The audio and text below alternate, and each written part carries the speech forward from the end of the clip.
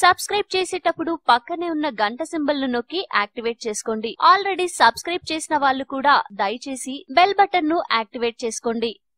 ప్రస్తుతం ఎక్కడ చూసినా బాహుబలి గురించే చర్చలు జరుగుతున్నాయి. బాహుబలి 2 చూసావా?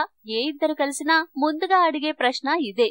కేవలం తెలుగులోనే కాదు, తమిళ్, హిందీ, మలయాళం, కన్నడ ఇలా ఏ భాష తీసుకున్నా అంతటా ఇదే చర్చ.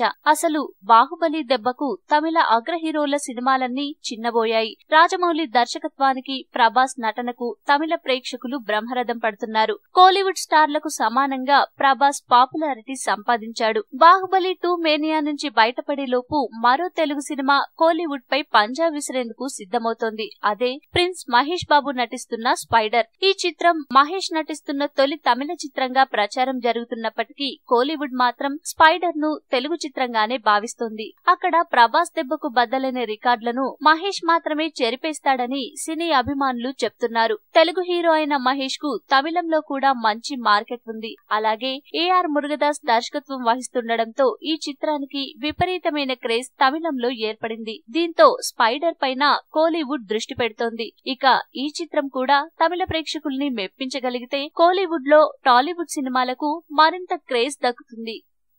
ఈ వీడియో మీకు నచ్చితే లైక్ చేయండి, అందరికీ షేర్ చేయండి, కానీ సబ్స్క్రైబ్ చేయడం మాత్రం మర్చిపోకండి.